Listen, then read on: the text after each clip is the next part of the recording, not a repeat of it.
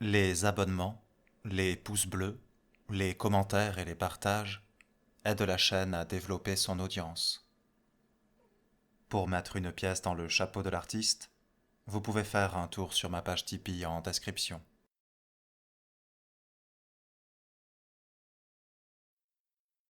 Qu'est-ce que tu fous? Letiaga donna un coup dans la lampe torche. Le faisceau de lumière fit un salto, frappa des visages inattendus, découvrit des murs, un sol, un plafond, tout ce que recelaient les ténèbres. Il y avait aussi un couloir, une porte, des gens qui plissaient les yeux et juraient. Deux hommes aperçus côte à côte dans le flash de lumière avaient un air familier. Le premier, Lipu, la calvitie naissante et les pattes grisonnantes taillées à la tondeuse, portait un caban d'officier. Quant au second, il arborait un nez aquilin, des poches sous les yeux, et une chevelure noire soigneusement peignée. Artyom avait l'impression de le connaître, pour l'avoir rencontré dans un rêve. Le temps que la lampe torche roula dans le caniveau, Artyom s'était emparé de son arme. Mais il ne put tirer sur Svinolup. On lui saisit les bras. On lui arracha la Kalachnikov. La lumière s'éteignit. Dans l'obscurité, des silhouettes inconnues se précipitèrent vers les deux taches rouges familières pour les protéger de leur corps contre les balles. « C'est des rouges !» croassa Artyom. « Lâche-moi! Nous avons apporté les munitions aux rouges !»« Doucement, doucement. C'est quoi ce merdier où vous vous êtes fourré ?» Une pomme dans un gant de cuir sans doigts, celle de Letiaga, se plaqua sur sa bouche. Cette seconde peau avait un goût de lubrifiant mécanique, d'essence, de poudre et de sang séché. Artyom y planta les dents, se débattit, hurla quelque chose d'incompréhensible. Mais c'était peine perdue. Letiaga n'avait pas de terminaison nerveuse. On lui arracha son équipement de vision nocturne, et tout devint noir. « Le touffe pas !» C'était la voix de Lyoka, qui fit sauter le cran de sûreté de sa Kalachnikov, avant de s'écrier « Savelli, on agresse un des nôtres !»« Lâchez-le !» hurla Savelli. « Lâchez-le tout de suite, ou je bute tout le monde !»« Damir, Oméga !» Des ténèbres s'échappèrent des bruits de lutte, des onomatopées, le sifflement humide d'une trachée comprimée. Puis une rafale jaillit vers le plafond. Quelqu'un cracha, se débattit en laissant échapper un cri de rage. « On les achève ?» demanda-t-on en reprenant son souffle. « Chez vous non plus. Tout ne tourne pas rond, on dirait. » ricana Svinolup dans l'obscurité. « Pas vrai? Les spetsnaz ?»« Non, pas maintenant. Amenez-les derrière moi. » fit Letiaga à voix basse. « Mais le colonel a dit que s'il faisait les marioles, je sais ce qu'il a dit. Emmène-les ici. » « Mais que s'est-il passé ?» La voix était familière, mais pas celle de Svinolup. Fatiguée, paresseuse, elle évoquait des images de bordel, les rideaux éclairés de l'intérieur. « C'est fini. Excusez-nous pour le dérangement. On ramasse nos affaires et on s'en va, » dit Letiaga. Des bras d'acier traînèrent Artyom sur le sol. Derrière lui, ses camarades mugirent et se débattirent. En vain. Les combattants de l'ordre étaient bien entraînés. On n'échappait pas à leur étreinte. « Amenez-les ici et posez-les. Je vais m'occuper du reste moi-même. Remontez à la surface. Et vous, face contre terre. Le colonel a dit que s'il y avait de la bisbille, il fallait les buter. »« Mais comment ça, les buter? Vous avez perdu les pédales ?» fit Savelli en reprenant conscience. « Mon petit Damir, je m'en souviens. Je vais me débrouiller, ok? Est-ce que vous les avez fouillés? Est-ce qu'ils ont quelque chose sur eux? » « C'est fait. Ils sont clean. Parfait. Allez-y. Je vais faire vite. D'accord. Admet-on à contre-cœur, d'une voix où perçait le doute. Bon les gars, on y va. Que Letiaga s'en occupe lui-même. C'est son pote après tout. Les bruits de pas s'éloignèrent à une allure hésitante, suspicieuse et suspecte. Ils montaient et tournaient en même temps. Le cuir gras libéra la bouche d'Artyom. C'est Svinoloup. Il est du KGB. Nous avons donné les munitions aux rouges. Est-ce que tu comprends? J'ai des ordres, petit frère, dit doucement Letiaga. Je dois faire une livraison. Qui je livre et ce que je lui livre ne me regarde pas. Aux rouges! Des munitions! Nous les avons combattus ensemble dans le bunker. Nos potes y sont restés. Dekiati, Ullman, Shliapa. Les rouges les ont butés. Est-ce que tu t'en souviens? Ils ont failli t'avoir aussi. Et moi? Mais comment avons-nous pu? On nous a ordonné de les récupérer au dépôt, de les apporter ici et de les remettre. Tu mens! Hurla Artyom. Tu mens, salaud! Traître! Ordure! Mais nous! Moi, les autres et tous les morts! Tu les as trahis! Vous les avez trahis, toi et ce connard de Viok! Vous avez trahi tout le monde! Pourquoi sont-ils morts? Pour que nous filions des armes et des munitions aux rouges? Doucement, doucement. C'est de l'assistance. Ce ne sont pas des munitions. Il y a la famine chez eux. Ils vont acheter des champignons avec ça, à la anse.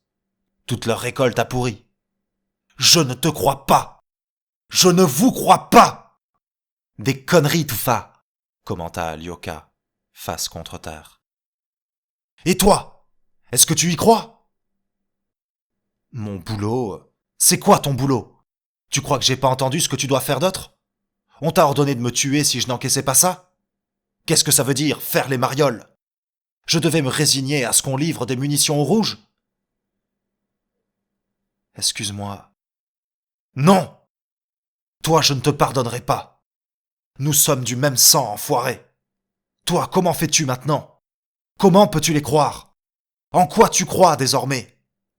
À quoi ça sert tout ce qu'on fait? Pour survivre? Mais Arrête ton cirque! T'es au courant de tout! J'en ai plus rien à foutre. Je vais crever de toute manière. Allez, tire, petite merde. Exécute tes ordres. Putain de A négatif. Tout ce que je te demande, c'est de relâcher les autres. Ceux-là.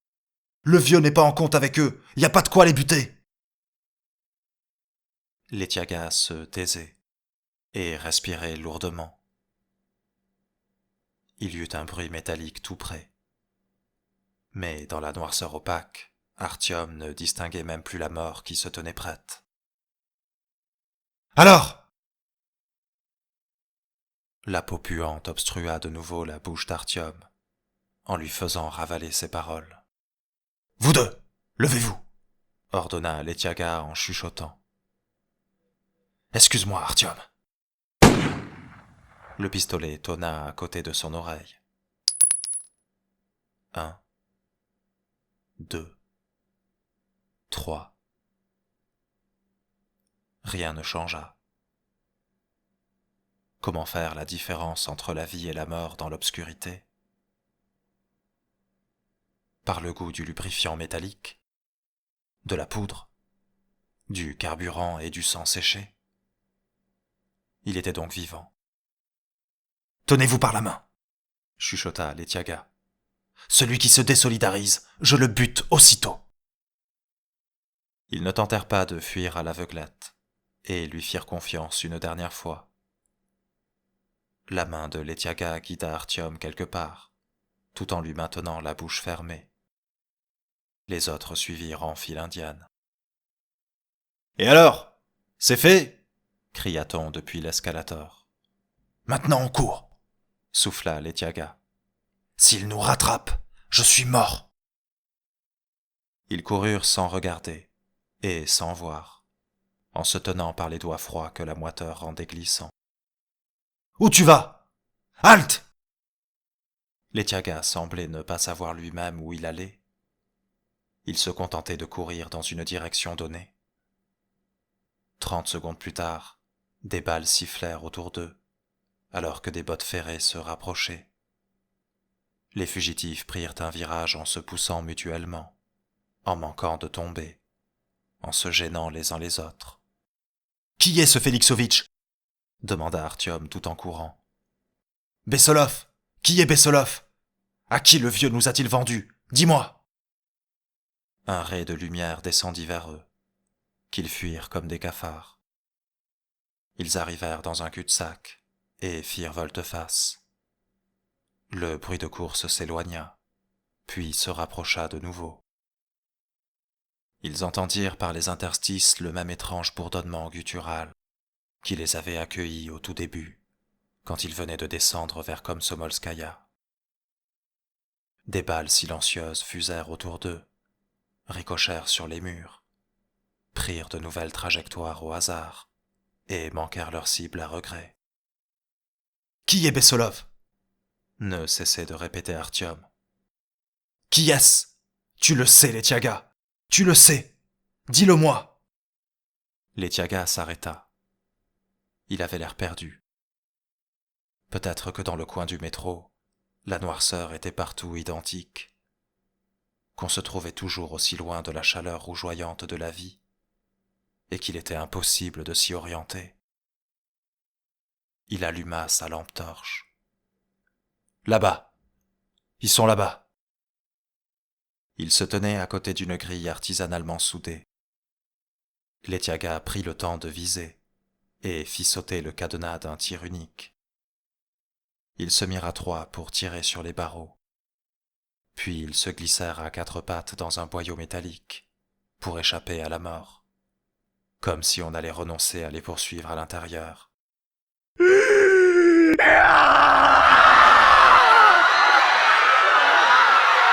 Le gémissement gagnait en intensité, devenait choral, leur fouettait la figure comme le vent qui s'échappait d'un puits d'aération, et leurs tympans, leur cœur et leurs tripes vibraient déjà à l'unisson avec lui.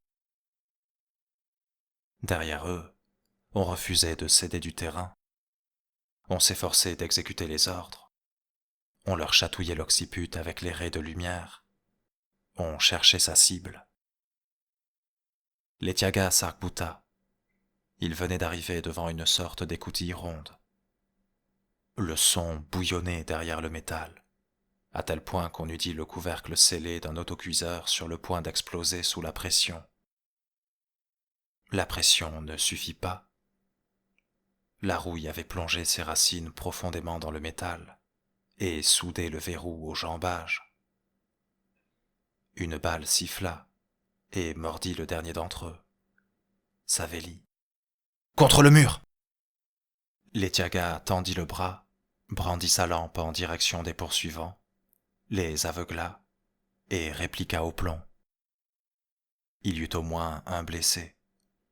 Difficile de manquer sa cible dans un boyau étroit. On retourna le feu. « Mais donnez-moi un coup de main, bordel !» Ils furent 2, puis 3, à asséner des coups de pied dans l'écoutille. Le métal vibra et bascula en avant. Savélie reçut une nouvelle blessure et fut traîné inconscient dans l'ouverture. Ils débouchèrent sous le plafond d'un tunnel, sur un millier d'hommes qui hurlaient. Leur chute fut amortie par la foule. Ils s'en sortirent indemnes. Quant au gémissement, sa teneur fut claire aussitôt l'écoutille ouverte. « À bouffer !» Jamais Artyom n'avait vu tant de monde rassemblé. Le tunnel aux parois verticales était inhabituellement large, assez pour accueillir 2 voies. Tout cet espace était bondé à perte de vue. On avait l'impression d'une marée humaine, et le temps était à la tempête. Ils étaient arrivés à une 50aine de mètres de la station, et louvoyèrent au milieu des formes humaines dans sa direction, vers la lumière. Ils tiraient Savelli derrière eux sans chercher à savoir où les balles l'avaient touché. Le blessé saisit Artyom par le col, se hissa jusqu'à son oreille et chuchota de toutes ses forces.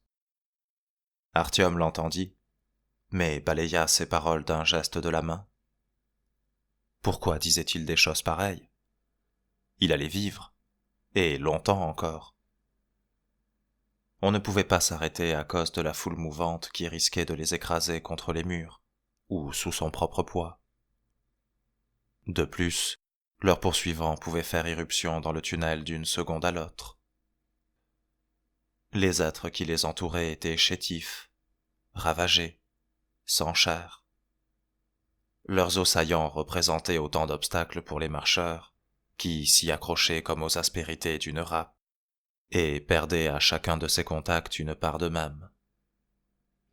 C'était la faim qui les poussait vers cette station depuis l'ensemble de la ligne rouge, comprit Artyom. Mais pourquoi précisément vers celle-ci? Champignons.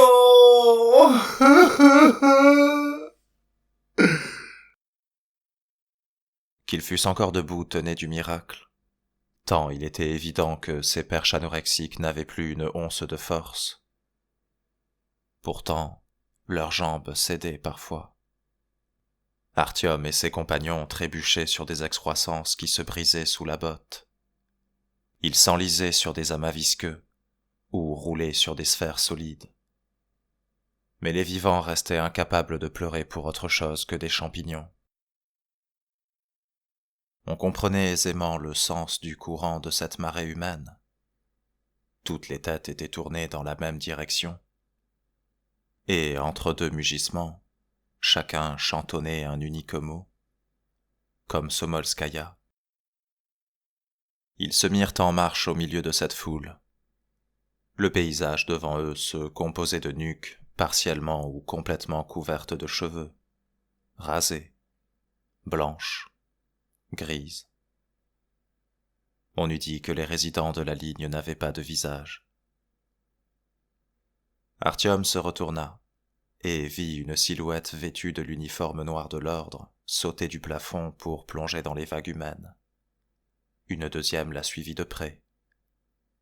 Les Tiagas avaient décidé d'ignorer les ordres. Les autres ne disposaient pas d'un tel luxe. Les remous recouvrirent les plongeurs bien décidés à prendre Artyom en chasse pour le couler. Il redoubla d'efforts et avança courbé pour dissimuler son uniforme noir au milieu des épaules carmin. Il fit signe aux autres de l'imiter. Il était impossible de s'entendre. Les pleurs et les mugissements de la foule engloutissaient tous les autres bruits. On se regardait dans le blanc des yeux en ouvrant et en refermant la bouche silencieusement. Il n'était question que de champignons. Ils rejoignirent enfin comme Somolskaya, la radiale, la rouge. Debout sur les voies, ils contemplèrent la station. Elle était imposante, solennelle et terrible, non sans rappeler Bibliotheca Imeni Lenina. D'une hauteur démesurée, elle semblait appartenir à un autre temps ou à un autre monde. Les voûtes et les courbes en avaient été bannies. Les colonnes aux arcs antiques et aux moulures d'épis de blé soutenaient un plafond plat.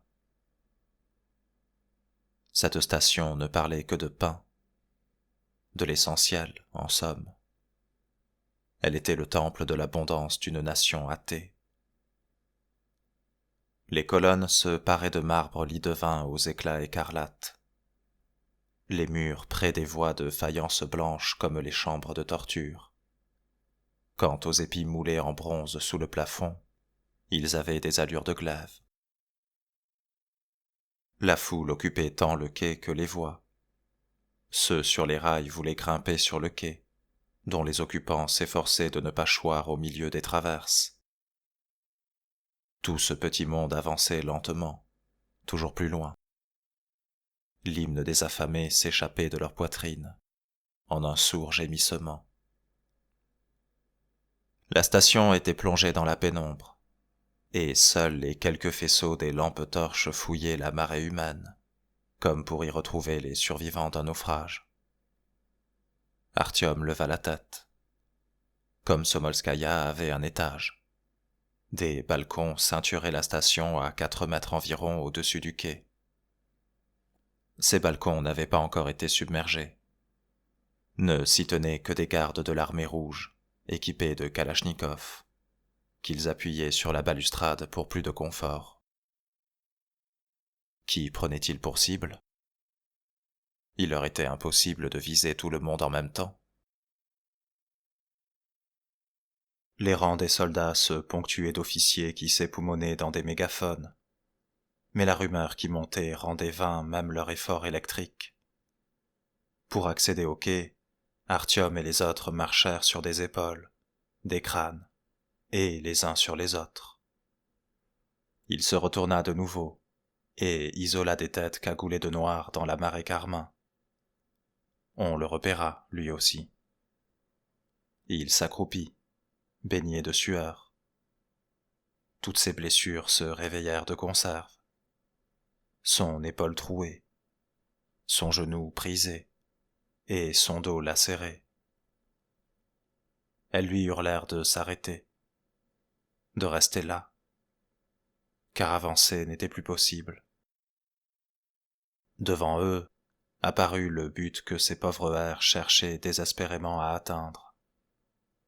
Au milieu de la station, un large escalier de marbre descendait des cieux telle une planche de salut. Il y en avait 2 autres de part et d'autre de la salle, qui avaient été démolis et murés. Aussi ne restait-il plus qu'un seul accès vers la Koltsevaya, vers la Hanse. C'était vers ce but précis que la marée humaine convergeait.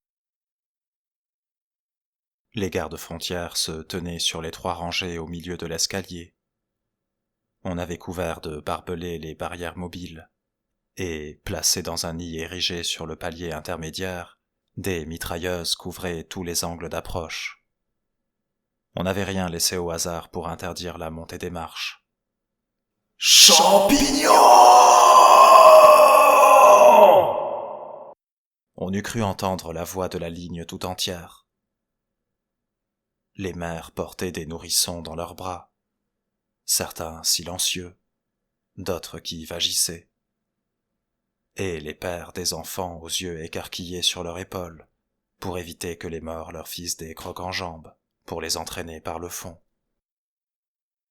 Chacun voulait rejoindre l'escalier, tout en sachant qu'il ne recevrait pas de secours alimentaire. On voulait gagner la ligne Koltsevaya parce qu'il ne restait plus d'autre chemin vers la vie. Pourquoi la foule ne renversait-elle pas ces barrages dérisoires? Un peu d'air emprisonné dans des tubes métalliques entourés de pointes? On se poussait les uns les autres. On se rapprochait des barbelés. On se léchait les babines en regardant les soldats de l'armée rouge qui distribuaient des coups de crosse dans le vide en direction des affamés.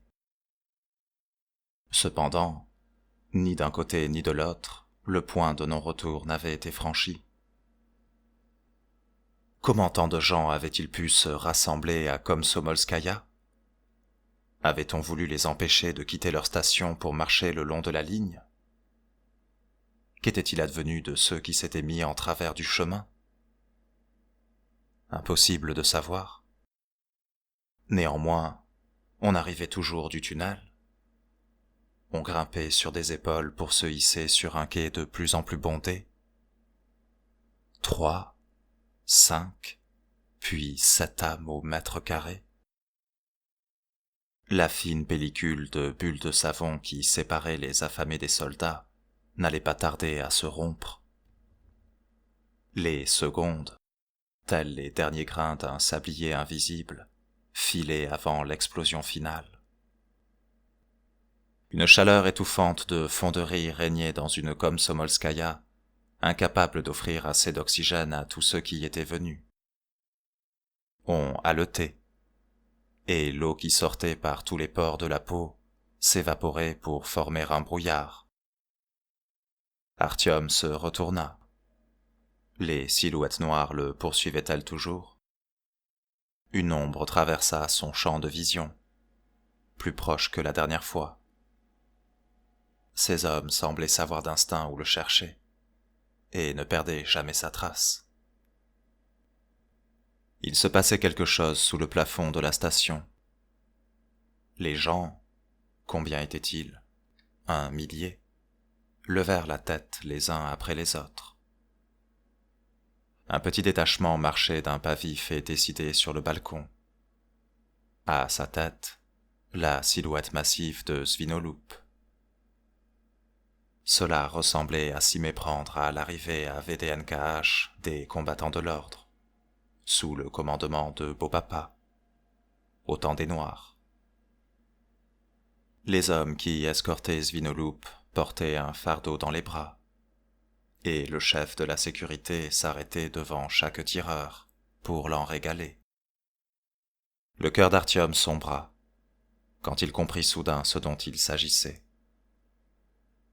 C'étaient les munitions que Letiaga et lui avaient transportées depuis le dépôt, à la surface.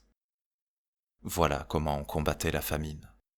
« Regarde donc ton aide humanitaire !» cria Artyom à Letiaga, en l'empoignant par l'épaule. « Regarde, elle est là !» Une fois les tireurs ravitaillés, Svinolup descendit sur le palier intermédiaire et se posta près des sacs de sable. Ses suivants alimentèrent en munitions les mitrailleuses lourdes. Le major murmura quelques mots à l'oreille des officiers, parole qui l'accompagna de tapes sur l'épaule. L'inquiétude gagna les affamés, mais en sentant que quelque chose se tramait au-dessus de leur tête, les gens perdaient leurs moyens. Le cœur se délita. Svinolup en profita pour s'adresser au peuple. Camarades, au nom des dirigeants de la ligne rouge, je vous demande de respecter la loi de notre État, notamment celle sur la liberté de réunion. Je vous demande de vous disperser. « Des champignons !» cria quelqu'un. « Des champignons !» reprit la foule. « Laisse-nous !» fusèrent des voix féminines. « Laisse-nous passer, monstre ! Laisse-nous partir !» Svinolup hocha la tête, comme s'il acquiesçait. « Nous n'avons pas le droit de vous laisser pénétrer sur le territoire d'un autre État. J'exige que vous vous dispersiez. »« On crève de faim ! Ma fille est morte ! Sauvez-nous ! Laissez-nous passer ! On tient à peine sur nos jambes tellement on a mal au ventre ! Regarde-toi, comme t'es gras à trop bouffer ! Laisse-nous passer !» Des voix discordantes fusèrent dans la foule. « À la hanse ! À bouffer !» Personne ne laissera ces gens entrer sur le territoire de la Hanse, se disait Artyom, avec la lenteur d'un cerveau en manque d'oxygène. Jamais. Personne. La Hanse est au courant pour les brouilleurs, tout comme elle l'est pour les munitions, le Reich, l'espace vital, les rouges et la famine. Personne ne laissera passer ces gens. « C'est de la provocation. Et ceux qui en font leur chou gras sont des agents séditieux. » martela Svinolup, après avoir parcouru la foule d'un regard lent, comme s'il en mémorisait chaque visage, pour régler ensuite ses comptes. « La discussion avec ces agents provocateurs sera brève. Nous mourrons les uns après les autres. Nous sommes à bout de force. Épargne-nous. Laisse-nous passer. Aide-nous. Ne nous laisse pas crever.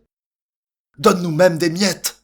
C'est pour nos enfants. Ordure, laisse-nous passer. » Puis la foule cessa de parler d'une voix humaine, pour reprendre sa seule et unique mélopée. « Des champignons !»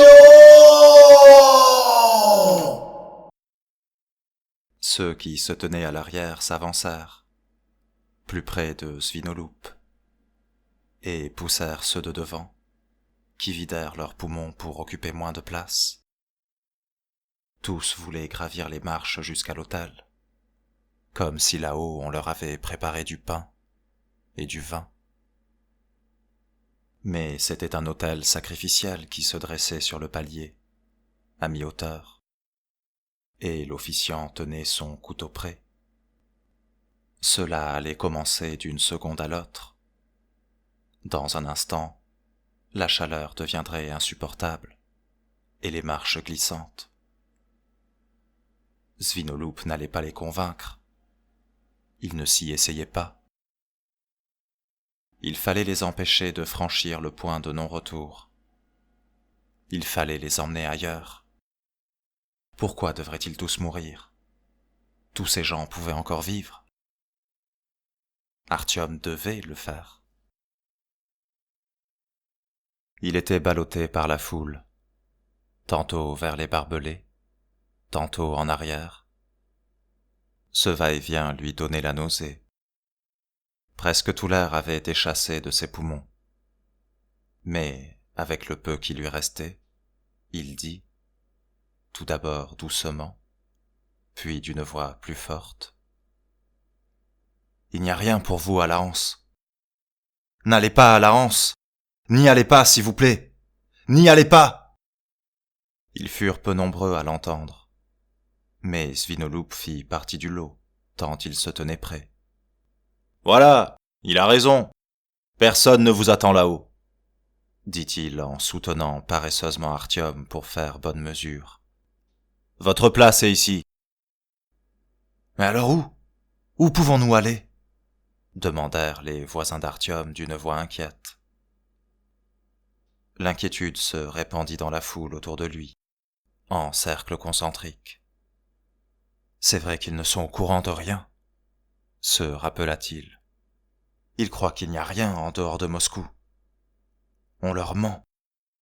On leur raconte que le monde a brûlé, qu'ils sont seuls.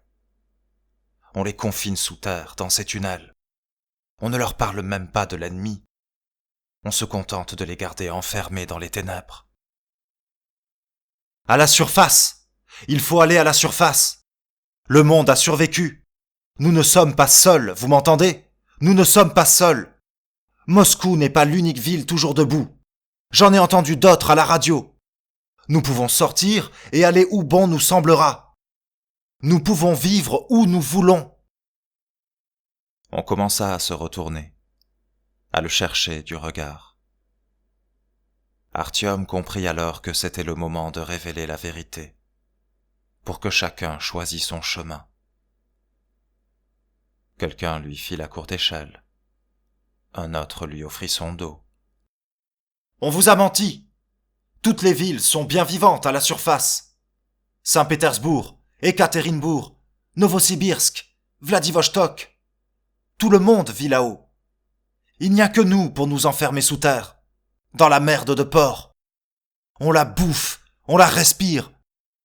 Là-haut, il y a le soleil.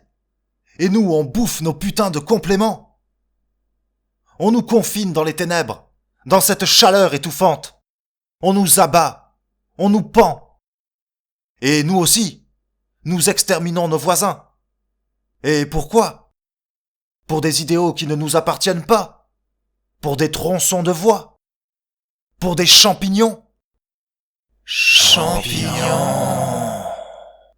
reprit la foule. Qu'est-ce que tu branles, bordel? Lui sifflait Letiaga.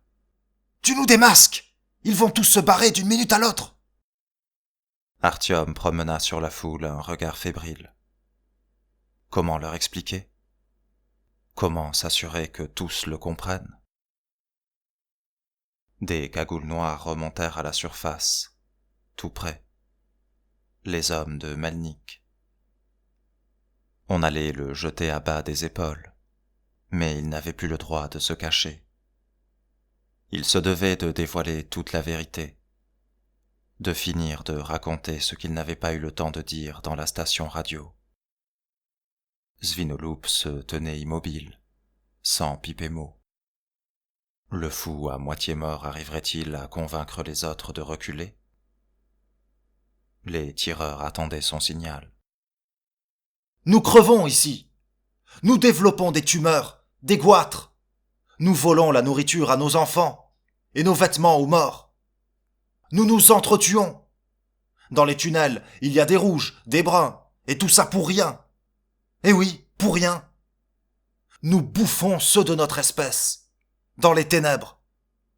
Et où pourrait-on aller? Lui cria-t-on.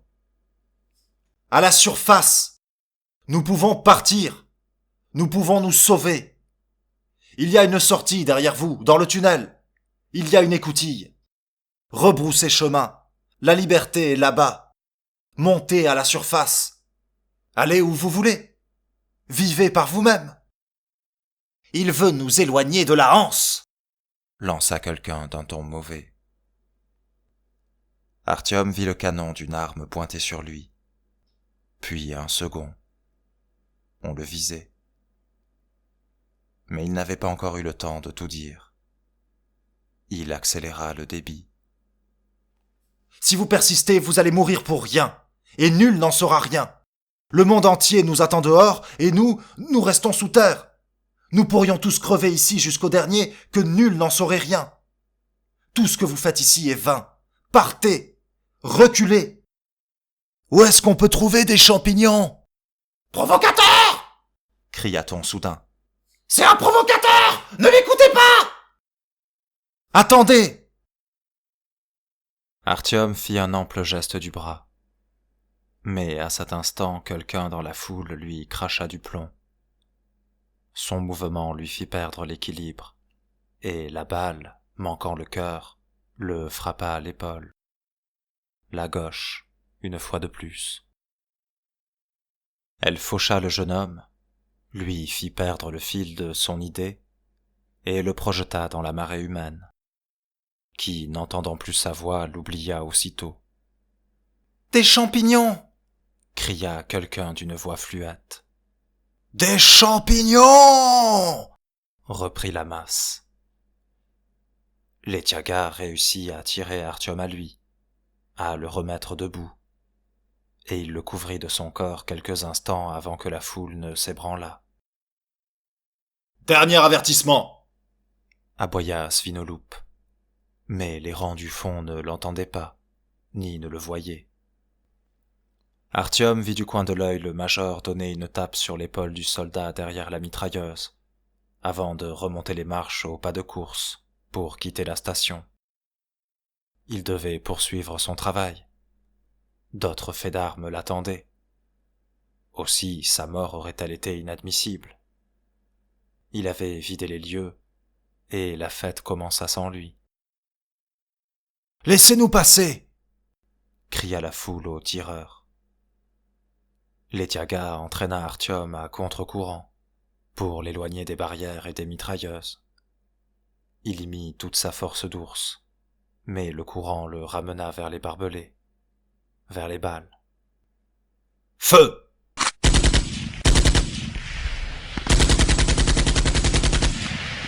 La mitrailleuse tonna et cracha la mort en éventail. Les balles fauchèrent la première ligne, les balles livrées par Artyom. « Épargnez-nous !» hurla quelqu'un. « Épargnez-nous au nom du Seigneur! Épargnez-nous !» Une voix féminine venait de se joindre à la première. « Nous allons mourir ici! Épargnez-nous!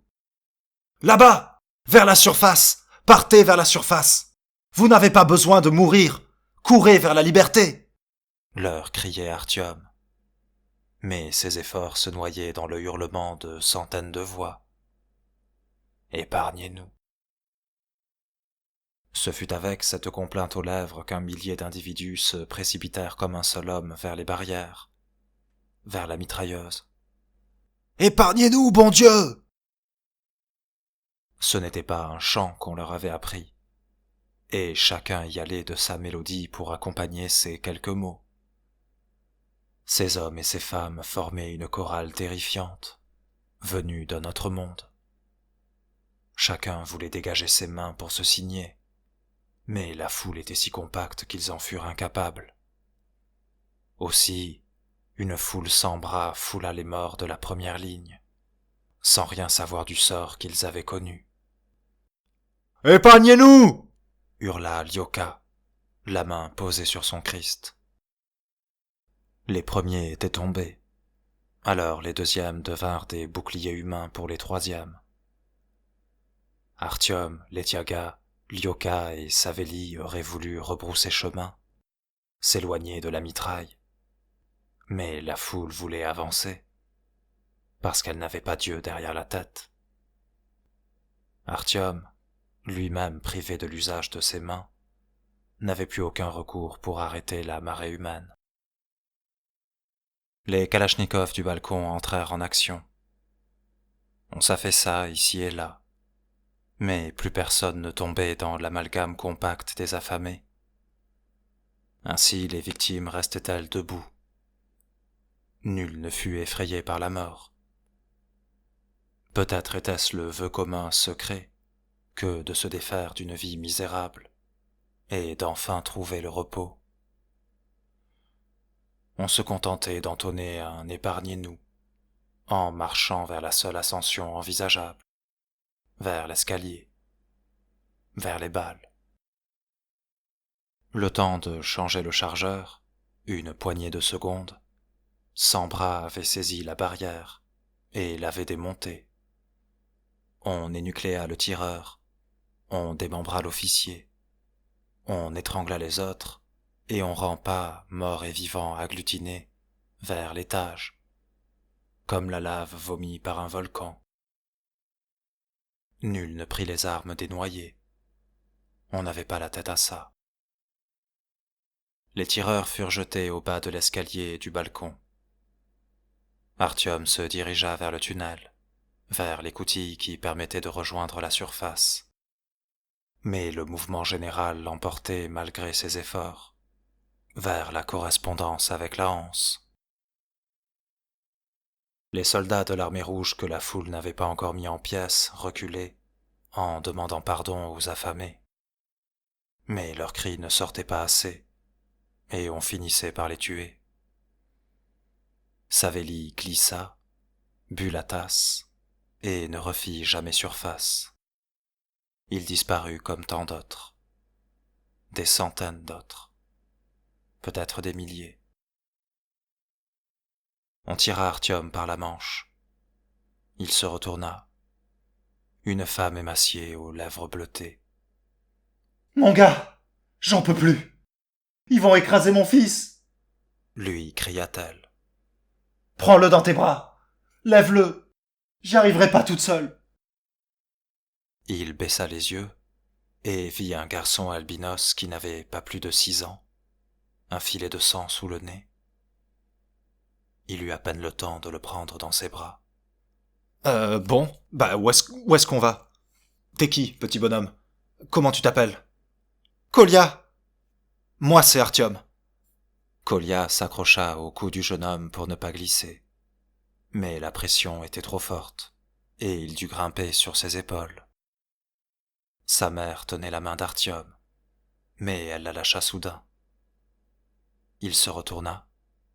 Où était-elle? Il la vit, immobile, toujours debout dans l'étau de la foule, la tête pendante. Son voyage s'arrêtait là. « Là-bas! On va là-bas !» criait le petit Kolia du haut de son perchoir, sans s'être rendu compte qu'on avait tué sa mère. Letiaga ouvrait la voie de sa carrure titanesque, inflexible. Artyom le suivait avec Kolia. Quant à Lyoka, il s'était accroché à son crucifix, comme au mât brisé d'un navire en perdition, et avançait tant bien que mal en répétant les 2 seuls mots restants de son vocabulaire. Un miracle les avait réunis, et ils avançaient tous les 4 vers la frontière de la Hanse. « Maman! T'es où, maman? » Kolia se tortilla soudain. Mais là où ils avaient laissé la femme, il n'y avait plus rien. Les rouges avaient été broyés et piétinés. Des étendards blancs frappés d'un cercle marron apparurent dans les ténèbres. « À la surface !» disait Artyom. « Pas ici! Vers la surface !» « Maman !» Le gamin essaya de descendre de ses épaules, de sauter dans la foule pour y retrouver sa mère. Le jeune homme le rattrapa in extremis. Il n'aurait pas survécu plus d'une seconde dans la marée humaine. Une pensée lui traversa l'esprit. Il ne pouvait plus abandonner cet enfant. Il devait l'emmener avec lui. Il devait s'occuper de lui pendant ce qu'il lui restait de vie. Mais comment l'élever? Une image se forma dans sa tête. Il avait retrouvé Anna, et il vivait avec cet enfant qu'il tenait par la main. Où était-ce donc? À Police? À VDNKH? Il avait envie de savoir à quoi cette vie ressemblerait. Des projecteurs s'allumèrent au-dessus des fortifications pour aveugler les assaillants. En vain. Les affamés savaient où aller, même à l'aveuglette. Des champignons! Vous êtes à la frontière d'un État, Leur cria-t-on. la Fédération des stations de la ligne Koltsevaya. Nous ouvrirons le feu en cas de menace. Épargnez-nous! Et voilà. Tous ces gens avaient survécu pour rien.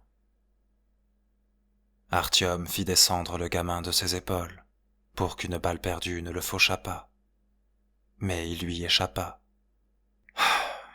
Quelle responsabilité de trimballer ce gosse partout avec moi, se dit-il. Et Sukhoi alors, comment avait-il fait? Sukhoi avait pris Artyom sous son aile dans des circonstances semblables, et l'avait trimballé toute sa vie. Lui avait su le faire. Artyom en serait-il capable? Un staccato de mitrailleuse déchira l'espace. Le premier rang succomba, celui des braves. Puis le deuxième, celui des désespérés.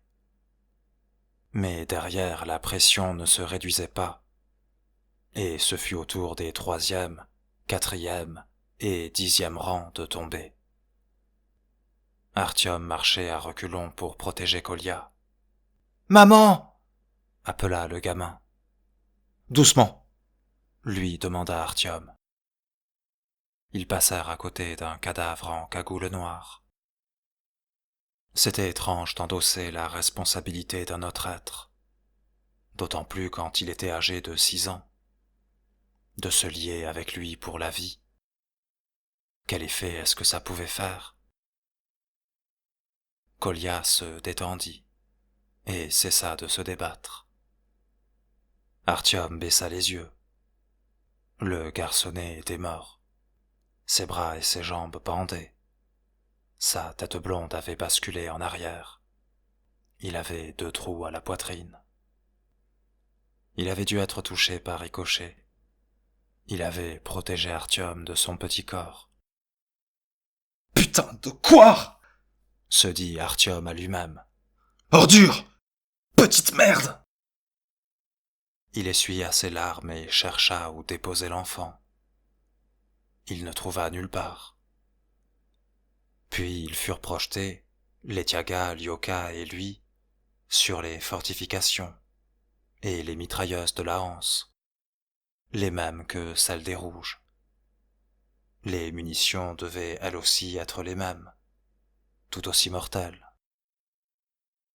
Le canon tournait déjà vers eux quand Letiaga se rappela qu'il était armé et brisa l'élan du tireur. Le nid de mitrailleuse fut balayé en quelques secondes et la vague humaine emporta les cadavres dans son sillage. Artyom garda Kolya dans ses bras autant qu'il le put, mais il finit par le perdre. Autour d'eux, ça grouillait de monde. Les morts, silencieux, braquaient devant eux un regard distrait. Les autres en étaient incapables. Ceux qui avançaient toujours mugissaient des prières pour qu'on les épargnât. Les mourants concluaient leur conversation avec Dieu. Personne n'écoutait personne. Puis tout le monde se prit par la main pour former une chaîne et avancer de conserve. Des gens qu'ils ne connaissaient pas encadrèrent Artyom, des mains chaudes saisirent les siennes. Mais la chaîne fut éphémère. Au bout de quelques pas, l'homme sur sa gauche s'effondra, puis ce fut le tour de celui de droite. On piétinait déjà les dépouilles des sentinelles de la anse, et l'avant-garde des affamés traversait les barbelés. Comme Somolskaïa circulaire n'était plus qu'à une poignée de pas, quand, derrière la horde, surgirent des soldats armés de lance-flammes. Artyom, Letiaga et quelques autres entrèrent en trombe dans l'immense salle majestueuse. Le plafond était couvert de mosaïques dépeignant des scènes de bonheur. Les lustres dispensaient une lumière douce, quasi divine, imméritée. Des hommes et des femmes, propres et soignés, criaient en fuyant devant cet assaut soudain, alors que les nouveaux arrivants, comme des rats, comme des cafards, s'éparpillaient dans les tunnels, les trous et les interstices, pour quitter la station au plus vite avant qu'on ne les rattrapât. Dans leur dos, dans les couloirs de correspondance, les lance-flammes crachèrent la mort en hurlant. L'espace résonna d'échos de cris des brûlés, accompagnés d'une odeur de chair calcinée et de cheveux fondus. Mais Artyom, les bras sur les épaules de Letiaga et de Lyoka, courait vers l'obscurité du tunnel, sans se retourner. On invectiva les fugitifs, on leur ordonna de s'arrêter.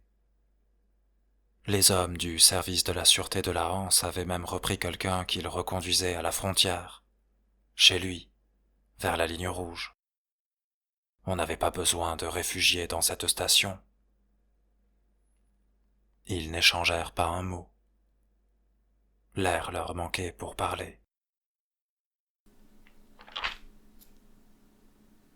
Avant la sortie vers Kourskaya, ils trouvèrent un tunnel de liaison vers la ligne bleue, l'Arbatsko-Pokrovskaya, qu'ils empruntèrent après s'être débarrassés des sentinelles qui en gardaient l'accès. Letiaga se rappela l'existence d'un puits d'aération, et ils débouchèrent dans les cours d'hôtel particuliers en briques, coincés entre l'or écaillé des coupoles et celui terni qui surplombait des vitrines dévastées.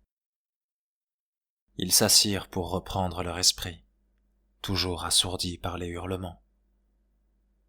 Letiaga se taisait, Lyoka écarquillait les yeux, et Artyom vomit. Ils fumèrent. « Alors, t'en penses quoi maintenant de tout ça ?» demanda Artyom à Letiaga. « T'as compris ?» L'autre haussa ses épaules d'ours. « Ils ont tué un petit garçon que je portais dans les bras. »« J'ai vu. »« Avec nos munitions !» ajouta Artyom. « Cette ordure de Major Svinoloup, il les a tués avec tes munitions. Ils ont dû épuiser les leurs. Ils nous attendaient. Et lui, il s'en est allé, bien vivant. Combien de gens y sont restés pour que lui reste en vie, et pour longtemps? J'exécutais les ordres. Mais lui aussi, il aurait jamais trouvé ça tout seul. Tout le monde exécute des ordres. Pourquoi est-ce que tu me compares à eux, hein? Ça ferait fouette de tuer quelqu'un, nous, Ophi, dit Lyoka. Feu lui qui a eu cette idée, par exemple. Feu putain de falopard. Pour que plus personne ne donne des ordres pareils. J'étais certain qu'il avait crevé. Je lui ai collé 2 balles dans le buffet. J'aurais dû viser la tête. Artyom ne sentait plus son bras gauche. Son épaule était trempée. Mais ce n'était pas le moment de s'en inquiéter. Quel intérêt de buter le Mavor? On s'en tape des Mavors. Bute un Mavor et le seul qui fera heureux fait un capitaine. Non, faut buter les maréfaux. Et si je l'avais tué, est-ce que ça aurait changé quelque chose? Ils ont marché droit sur les mitrailleuses. Je leur avais pourtant dit, mais ils comprennent rien. Je leur avais dit qu'ils pouvaient partir, monter à la surface. Mais ils ne l'entendent pas. Personne ne l'entend. Même ceux qui vont droit vers une mort certaine. Ils trouvent plus facile d'avancer sur une mitrailleuse que de remonter à la surface. Qu'est-ce qu'on peut y faire? Letiaga moucha du sang dans sa main et l'essuya sur son pantalon d'un air absent. Puis il se passa la main sur le front. Qu'ils aillent se faire voir. Tu ne les changeras pas, on dirait un troupeau. En revanche, où est-ce que je peux aller, moi, en tant que déserteur? Nulle part. Artyom le dévisagea. Letyaga était un homme ignifugé, pour la simple et bonne raison qu'il n'y avait rien à brûler. Si seulement lui-même était capable de ce détachement. L'ouïe leur revenait peu à peu. Leurs tympans distendus reprenaient leur forme habituelle. Alors, d'en bas, par les interstices, par les collecteurs d'eau, par les grilles d'aération, des sons parvinrent à leurs oreilles. Des pleurs et des cris, faibles, étouffés par la glaise grasse moscovite, qui avait rebondi 100 fois sur les parois du tuyau brisé. Un écho, en somme. Les gens n'avaient pu fuir. Seule leur voix y avait réussi. On eût dit un accouchement. Moscou était une femme morte, portant dans ses entrailles pétrifiées des enfants encore vivants, qui demandaient à naître en pleurant. Mais elle ne laissait sortir personne, contractait sa matrice en béton et écrasait tous ceux qui s'y trouvaient. Ils souffrirent, puis se turent, sans jamais être nés. Ils finirent leurs cigarettes. La nuit était tombée. Moscou plongea dans la nuit comme dans un seau d'eau sale pour se laver du sang qui la souillait. Une fois la nuit trouble passée, viendrait un nouveau jour, trouble lui aussi, et nul ne saurait rien des événements de la veille. Tout se dissoudrait dans le néant. Qui saurait que dans un tunnel obscur, des hommes en avaient tué d'autres à coups de pioche? Personne. Qui saurait pour les brouilleurs? Personne. Qui apprendrait que des athées s'étaient signés avant de marcher sur les mitrailleuses? Qui saurait pourquoi ils étaient morts? Letyaga, dis-moi, nos ennemis, existent-ils réellement? L'Occident, l'Amérique, existent-ils ces gens-là? Réponds-moi honnêtement. Letyaga lui coula un regard en coin, mais dans la pénombre on eût dit qu'il le fixait droit dans les yeux. J'imagine, oui. Qu'est-ce qu'on en a à foutre des ennemis? On fait des brouilles très bien fanveux. S'ils l'avaient voulu, ils auraient très bien pu nous balancer quelques missiles de plus, histoire d'être sûrs de leur coup. Si nous leur faisions aussi peur.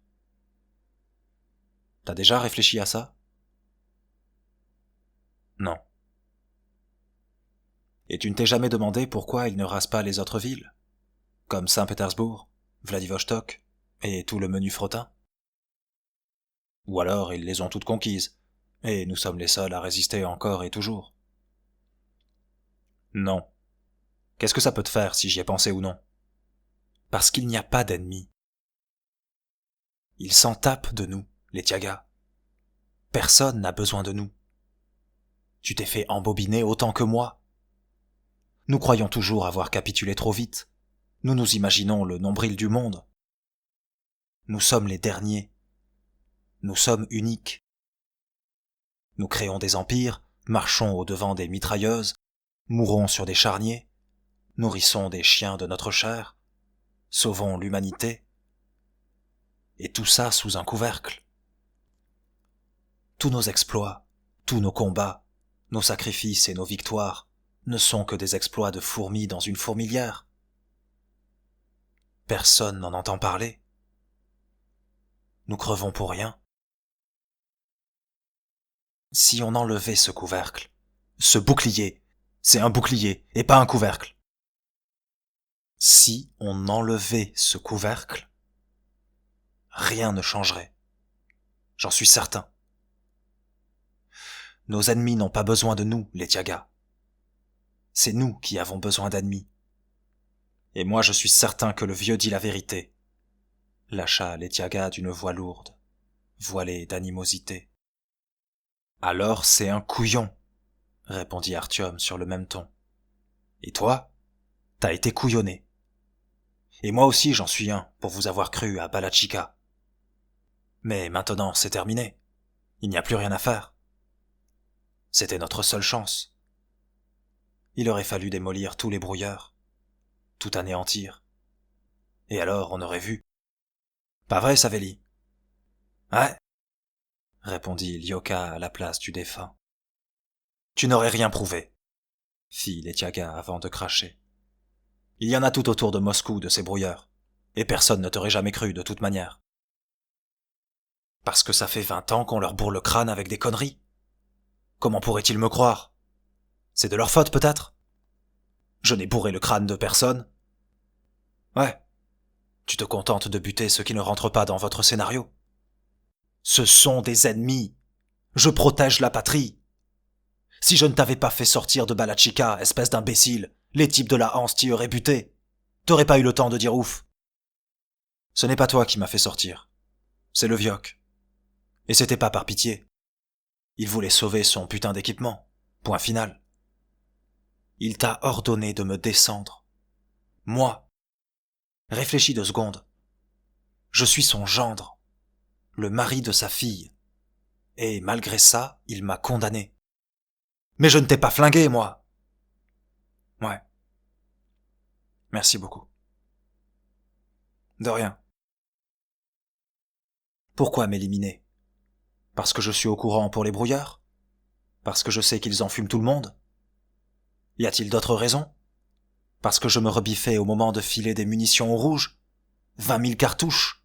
20 000? Tu en as toi-même bouffé aujourd'hui. Alors arrête d'être un couillon. Et alors? En retour, la guerre est finie. C'était une condition de Moskvine. C'est donc de ça que parlait le vieux en disant qu'il était prêt à payer n'importe quel prix. Parce que tu aurais préféré que nos gars aillent se faire hacher menu? Qu'on recommence comme dans le bunker? Artyom se détourna. Moskvine était là, pas vrai? Je l'ai reconnu. Et l'autre, ce devait être Bessolov. Quel est son statut à la Hanse? C'est une huile. Je ne les différencie pas les uns des autres. Tu mens, dit Artyom avec conviction. Tu sais qui il est. Alors? Lâche-moi! Il a fait passer par le vieux une enveloppe au Führer, et des munitions au secrétaire général. Et c'est à lui que le vieux fait ses rapports, non? À Alexei Félixovitch. Pourquoi? Comment l'a-t-il acheté? À coup de 4x4? Et alors? La Hanse nous a aidés à nous relever alors que nous étions à genoux. Quand est-ce que tu t'es tiré? Après le bunker. T'as pris ton Anya sous le bras et tu nous as lâchés. Qu'est-ce qu'on allait faire? Nous avions laissé la moitié des nôtres dans le bunker. Et les survivants étaient mal en point. Nous nous serions effondrés si la Hanse n'avait pas été là. Fin de l'histoire. Le vieux a fait ce qu'il a pu. Personne d'autre ne s'est porté volontaire pour nous aider. T'aurais préféré qu'il se pende? Privé de ses jambes et d'un bras? Et qu'on devienne tous des mercenaires? Être mercenaire me semble aujourd'hui plus honnête que d'appartenir à votre ordre. Va te faire foutre. Pigé? Mais tu comprends au moins quel a été le prix de ces voitures? De ces fusils à lunettes? C'étaient nos gars. La Hanse nous a laissé tomber, les Tiagas. Nous les avons appelés à l'aide dans le bunker. Sont-ils venus? Quel soutien que de truffer nos rangs de leurs imbéciles pour remplacer nos disparus, qui d'ailleurs sont morts par leur faute. Le vieux les a vendus. Il les a vendus à la Hanse. Ce n'est pas possible. Il doit y avoir une explication. Et quelle raison avait-il de vouloir me liquider? Et si tu étais un espion? Un saboteur? Après tout, tu as essayé de casser le bouclier? Et si tu jouais contre nous? Il a dit que si tu essayais de faire échouer les accords de paix, si tu nous mettais en danger, alors, mais espion pour le compte de qui? Saboteur pour quelle puissance? Ben, l'Amérique. Tu as peut-être réussi à entrer en contact avec eux, depuis le toit de ton gratte-ciel. Et alors? Tu crois que je les aide à pointer leurs missiles sur nous? Sur ma femme? Sur mon père adoptif? Sur l'imbécile que tu es? On t'a vendu. On m'a vendu. On a vendu tous nos gars. Leur âme avec. Voilà l'explication. Pigé? Ils se sont sacrifiés. Quant aux rouges, c'est le seul moyen. C'est difficile, mais il faut le faire. L'heure est venue de s'unir, Artyom, même avec les rouges. Il y a un autre ennemi, un vrai ennemi.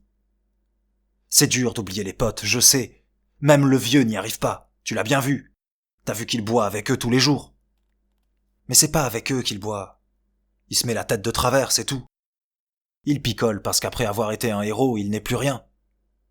Et s'il croit réellement que la guerre avec l'Occident n'est pas finie, elle ne l'est pas! Hurla Letiaga. Comment peux-tu te voiler la face? Mais elles sont où tes preuves? Ce Bessolov là, est-ce qu'il vous a prouvé que la guerre continuait? On t'a lavé le cerveau! Comment peut-il vous tenir tous aussi fermement par les couilles? C'est à toi qu'on a lavé le cerveau! Nos ennemis sont partout, ils l'ont toujours été! Ils veulent nous rayer de la surface de la terre! Mais putain! S'écria Artyom en bondissant sur sa jambe valide. Tu ne prouveras rien du tout! À personne! Et qu'est-ce que tu m'as prouvé, toi? S'il n'y a pas d'ennemis, alors, quel est le sens de tout ça? Quel est le sens? Oui. Je n'en sais rien. Eh bien, casse-toi, alors. Laisse-moi tranquille. Artyom réfléchit, hocha la tête, s'éloigna en claudiquant.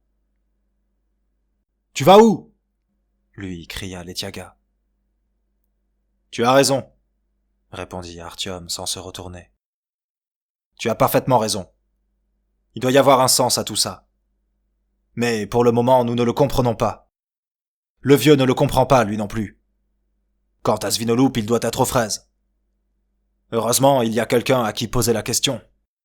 « Attends! Artyom! Artyom !» Letiaga le rattrapa alors qu'il arrivait sur la place Loubianka. Il lui tendit son masque à gaz. « Prends-le, je vais y aller comme ça. » Artyom ne refusa pas. Il cracha sur les oculaires avant de l'enfiler. « Merci. Je n'ai plus le droit de crever trop tôt maintenant. » Laissant Loubianka derrière lui, il poursuivit péniblement son chemin. Il marcha le long du théâtre Bolchoï, dont l'attelage du fronton avait chu dans l'abîme. Des fontaines sans larmes, des hôtels pour des visiteurs de l'au-delà, des rues à chiens. Il dépassa un bout du Parlement et longea les murs du Kremlin qui se faisait passer pour mort, avec ses étoiles éteintes et ses remparts inutiles. Ça ne doit plus être très loin maintenant. Il s'arrêta. La nuit était noire. Où s'en était-il défait? Où s'était-il tenu? Le sang coulait de son épaule gauche, comme s'il en avait des réserves inépuisables. Mais il se sentait faiblir. Pourtant, il poursuivit ses recherches, en fouillant dans sa mémoire. Il fit quelques pas dans un sens, puis dans un autre. La lune blafarde n'offrait aucune aide pour trouver un objet noir sur un fond noir. Artyom se mit à quatre pattes et avança ainsi en balayant de la main l'asphalte rugueux. Là, il trouva une botte. Ici, ses doigts se refermèrent sur une poignée de porte dont la présence était incongrue au milieu de la chaussée. Lyoka et Letiaga le rejoignirent. « Qu'est-ce que tu cherches ?»« La réponse !» plaisanta Artyom, qui se mit à rire de sa voix éraillée. Il la trouva. Elle lui fit un clin d'œil, alors que la lune sortait paresseusement de derrière un nuage. Sur l'asphalte d'un noir de jet, gisait un revolver noir anthracite, le nagan noir dont Svinolup se servait pour les exécutions. Artyom empoigna l'arme lourde et méchante. C'était d'elle qu'il avait besoin en cet instant. C'était pour elle qu'il avait fait tout ce chemin. Sans elle, il était impossible de démêler l'imbroglio. C'était précisément ce canon qu'il devait plonger dans la gorge de Bessolov, afin qu'il lui expliquât pourquoi il confinait tout le monde dans le métro, en respirant par ce tube en métal. « C'est tout ?» lui demanda Lyoka. « Comment ça, c'est tout ?» répéta Artyom en levant les yeux vers lui. « Maintenant, au bordel !»